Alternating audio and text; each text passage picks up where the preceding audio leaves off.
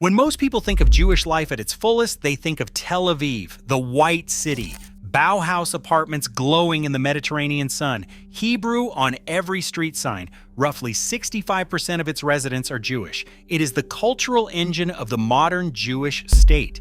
But scattered across the United States are towns where Jewish life is not simply present, it is everything. Towns where over 93% of the population is Jewish, where Yiddish is the first language spoken in nearly every home, where the entire local economy shuts down for the Sabbath, and most people, even in America, have never heard of them. These are 10 American towns that feel more Jewish than Tel Aviv itself. Now let us begin. Number 10.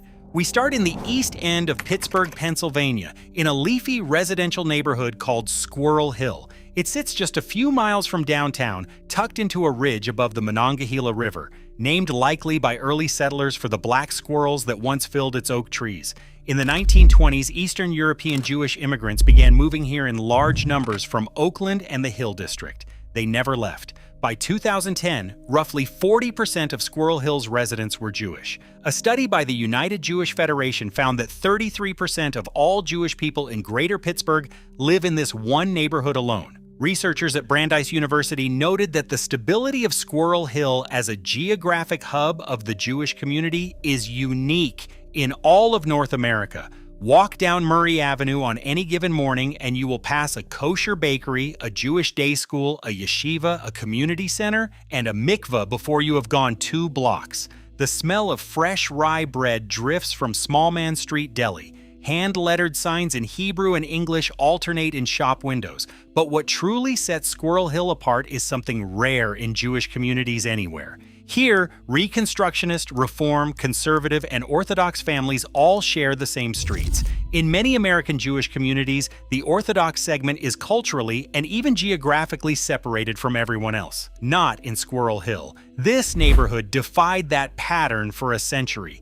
Then came October 27, 2018. A gunman entered the Tree of Life synagogue during Shabbat morning services and killed 11 people. It was the deadliest anti-Semitic attack in American history. 6 others were wounded, including 4 police officers who rushed to the scene. But the community's response showed the world what Squirrel Hill was made of: unity, solidarity, a refusal to be defined by hatred. The neighborhood did not fracture. It drew closer together. Neighbors who had prayed in different synagogues for decades stood side by side in the same candlelight vigils. Median home values here sit at around $320,000. Modest by coastal standards, accessible, and still profoundly intact. A neighborhood where 40% of the population is Jewish and every denomination shares the same streets is remarkable. But what about a suburb that once housed 8,000 Holocaust survivors and stood down a Nazi march? Number 9. About 15 miles north of Chicago's downtown sits the suburb of Skokie, Illinois. Population around 68,000. It started as a German and Luxembourger farming community called Niles Center. But after the Second World War, everything changed. In the 1950s, 60s, and 70s, an estimated 8,000 Holocaust survivors settled in Skokie. They made up roughly 10% of the Jewish community. Yiddish could be heard on every other street corner. Synagogues, Hebrew schools, Jewish delis, kosher butchers, and Israeli bakeries defined the character of the town. At its peak in the mid-1960s, nearly 60% of Skokie's population was Jewish. It had the highest per capita concentration of Holocaust survivors anywhere in the United States. Then came 1977. A neo-Nazi group called the National Socialist Party of America announced plans to march through Skokie. They had chosen this town deliberately. They knew who lived there. The village government refused to grant permission. The case became one of the most agonizing legal battles in American history. The American Civil Liberties Union defended the Nazis' right to march on free speech grounds. One of the ACLU lawyers was himself Jewish. Before this crisis, the survivors in Skokie had been a quiet community. They raised families and rarely spoke about what they had endured, but the threat of Nazis marching through their streets ignited something. It brought their stories out of the silence, and from that fire, they built the Illinois Holocaust Museum and Education Center. It opened on April 19, 2009, with a keynote speech by President Bill Clinton and with Elie Wiesel in attendance. Today, Jewish residents make up roughly 30% of Skokie's population. The demographics have shifted, but the legacy of those survivors and their refusal to let hatred pass unchallenged remains the defining story of this town. Median home values sit around $375,000, a mature, stable suburb where the weight of history is carried in the architecture and in the silence of the museum halls. A community that stood against hatred is powerful. But what about a quiet New Jersey suburb that built one of the most complete Orthodox Jewish communities outside of Israel, and hardly anyone noticed? Number 8. Teaneck, New Jersey sits in Bergen County, just 10 minutes from the George Washington Bridge into Manhattan. Population around 39,000. To the untrained eye, it looks like any other well-kept American suburb. Tree-lined streets, tidy lawns, school buses in the morning. But look closer. Teaneck has over 20 synagogues and more than 20 kosher restaurants. That is roughly one synagogue for every 2,000 residents. The Orthodox Union describes it as one of the most dynamic Orthodox communities outside of Israel. Teaneck became the model for modern Orthodox suburban life.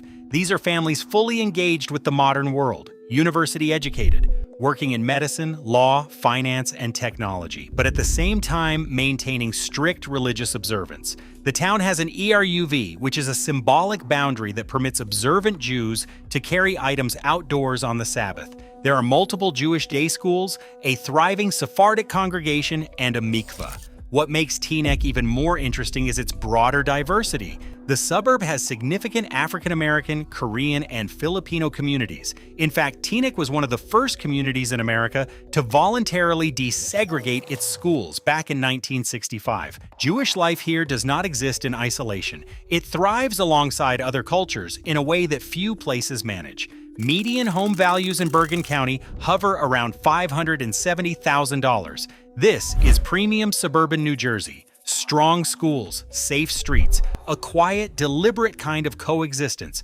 20 synagogues in a single New Jersey suburb is quietly extraordinary. But head south to Florida, and you will find a city whose Jewish story involves 16 Jewish mayors, signs that once banned Jewish guests from hotels, and a Yiddish nickname that translates roughly as the Little Jewish Town by the Sea.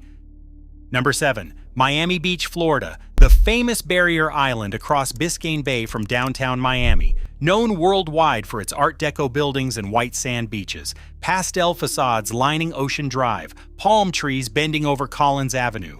But for decades, this was a place where Jewish people were explicitly unwelcome. In the 1930s, advertisements for some of the oceanfront hotels openly declared that Jewish guests were not wanted. Signs at establishments restricted entry to non-Jewish customers only. The anti-Semitism was not subtle. It was printed on the front door. Then in 1949, Florida's legislature passed a law ending discrimination in real estate and hotels, and the Jewish community bloomed. By the 1970s, nearly 80% of Miami Beach's population was Jewish. The influence was tremendous. Miami Beach had at least 16 Jewish mayors. The city earned the Yiddish nickname shtetl by the sea. For those unfamiliar, a shtetl is the Yiddish word for a small Jewish town in Eastern Europe. For British viewers, the transformation echoes something of the East End of London, a community once pushed to the margins that came to define the character of an entire district. The first synagogue was built in 1929. It still stands today as the Jewish Museum of Florida, its stained glass windows catching the subtropical light. But by 1980, rising prices and shifting demographics began to change the landscape. Many Jewish families moved north to Broward and Palm Beach counties. The percentage dropped significantly, yet the cultural memory remains embedded in the architecture, the food, and the institutions. You can still feel it in the streets. Art Deco hotels that once refused Jewish guests now sit in a neighborhood shaped entirely by Jewish culture. The irony is written into the walls themselves. Miami Beach was once 80% Jewish and still carries that legacy in its bones. But travel up the Long Island Railroad from Manhattan, and within 40 minutes you will arrive in a cluster of towns where Friday afternoon feels like nothing else in America. Number 6. The Five Towns is an informal grouping of villages on the south shore of western Long Island. Lawrence, Cedarhurst, Woodmere, Hewlett, and Inwood. They sit just across the border from the New York City borough of Queens. The total population is around 50,000. An estimated 30,000 of those residents are Jewish. In some areas, the Jewish population reaches as high as 75%.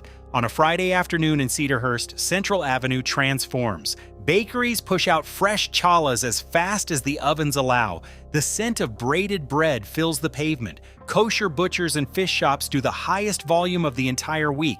Grandmothers run into granddaughters outside the grocery store. Rabbis greet their congregants between errands. Double-parked cars line the curb. The whole mechanism of Jewish communal life shifts into its highest gear as the Sabbath approaches. When Shabbat arrives, Central Avenue falls quiet. Many stores close entirely on Saturday. The pavements that were packed just hours before are nearly empty. The Orthodox Jewish community, which started with a handful of families in a Cedarhurst storefront back in 1928, grew over the following decades into the dominant institutional presence. They established an ERUV, synagogues, yeshivas, and a mikveh. They transformed the commercial heart of these towns so completely that the weekly rhythm of opening and closing is dictated by the Jewish calendar. Median home values in Lawrence and Woodmere sit between $700,000 and $1 million. This is premium Long Island, close to JFK Airport, close to Manhattan, and yet the rhythm of life here is not dictated by the city. It is dictated by sundown on Friday.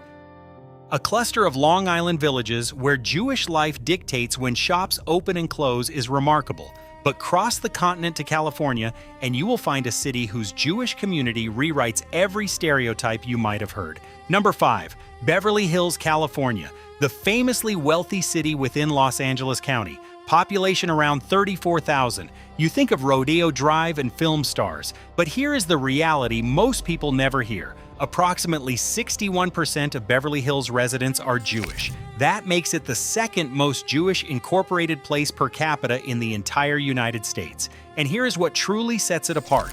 The largest religious community in Beverly Hills is Persian Jewish. Following the Iranian Revolution of 1979, waves of Jewish families fled Iran and settled in Beverly Hills and the nearby Westwood area. The concentration became so significant that locals began calling a section of Westwood by the name Tehrangeles. This is a Jewish world most people in Britain have never encountered. Not the Ashkenazi, Eastern European tradition that shaped New York and Golders Green and Stamford Hill. This is Persian, Iranian, a distinct culture with its own food, its own music, its own traditions of faith and family. Saffron rice on Shabbat tables instead of cholent. Persian melodies in the synagogue instead of Eastern European chant. An estimated 50,000 Persian Jews live across the broader Los Angeles area. This community has quietly become one of the most significant cultural forces in the city. Jewish history in Los Angeles stretches all the way back to 1841, before California even became a state. But it is the Persian chapter that makes Beverly Hills unlike anywhere else. A city where Persian Jews transformed one of the most famous addresses in the world is a story few people know. But return to the East Coast, head to southern Florida, and you will find a city where over 70% of the population is Jewish. And it all started with a single family in 1931. Number 4. Boca Raton, Florida, the southernmost city in Palm Beach County, population approximately 100,000. Known for its beaches, its golf courses, and its gated communities with terracotta roofs stretching to the horizon. An estimated 70.8% of residents identify as Jewish. The city has 16 synagogues and over 40 kosher restaurants, markets, and bakeries. Local organizations describe it as having one of the highest per capita Jewish populations outside of Israel. And this enormous community traces back to a single family who arrived in 1931. What drove this growth was migration. Jewish retirees from the American Northeast, particularly New York and New Jersey, moved south in enormous numbers from the 1970s onward. They brought their synagogues, their delis, their social clubs, their entire way of life. Furniture vans and moving lorries made the same journey south along Interstate 95 year after year, decade after decade. Since the pandemic, the migration has accelerated further, with younger Orthodox families relocating for the warm weather and the fact that Florida charges no state income tax. For British viewers, the comparison writes itself. Just as thousands of British retirees move to the Costa del Sol or the Algarve each year, building little pockets of British life with English pubs and Sunday roasts, American Jewish retirees built Boca Raton into a community of their own. Except here, an entire religious and cultural infrastructure came with them. Synagogues with congregations of over 1,000 families, kosher supermarkets the size of a Tesco Extra, Jewish community centers with swimming pools and lecture halls. The scale is extraordinary. Median home values sit around $480,000, significantly more affordable than the Northeast communities these families left behind. A sun-drenched Florida city where 70% of the population is Jewish and 40 kosher restaurants line the streets would seem hard to surpass. But travel north to a hamlet in New York's Rockland County and you will enter a world where Yiddish is the primary language and more than 100 synagogues serve a single community. Number 3. Monsey is an unincorporated hamlet within the town of Ramapo, Rockland County, about 30 miles northwest of Midtown Manhattan. It does not appear on most maps as a proper town or village. It is classified as a census-designated place. But do not let that fool you. Monsey has over 100 synagogues. According to census data, 41% of residents speak Yiddish at home. 100 synagogues, 4 in 10 people speaking Yiddish. In an American hamlet most people have never heard of. Let those numbers settle for a moment. The community is predominantly Hasidic. Several courts and dynasties are represented. The streets are lined with men in black hats and long coats walking to prayer services in the early morning dark. Women push prams along pavements that lead past yeshivas, study halls, and Judaica bookshops. Adjacent to Monsey sit the communities of New Square, which is almost entirely made up of Skverer Hasidim, and Kaser, which is almost entirely Vizhnitz Hasidim. Together they form a vast network of ultra-Orthodox Jewish life that has been expanding steadily since the 1970s. The growth has created friction with existing residents over housing development, school funding, and local zoning regulations. These are real and sensitive matters that affect real people on every side. New construction projects appear on what were once wooded lots. Planning board meetings draw crowds from both communities. But the sheer scale of what exists here is staggering. An unincorporated hamlet with no official municipal status, yet with more Jewish institutional density than most major cities anywhere in the world.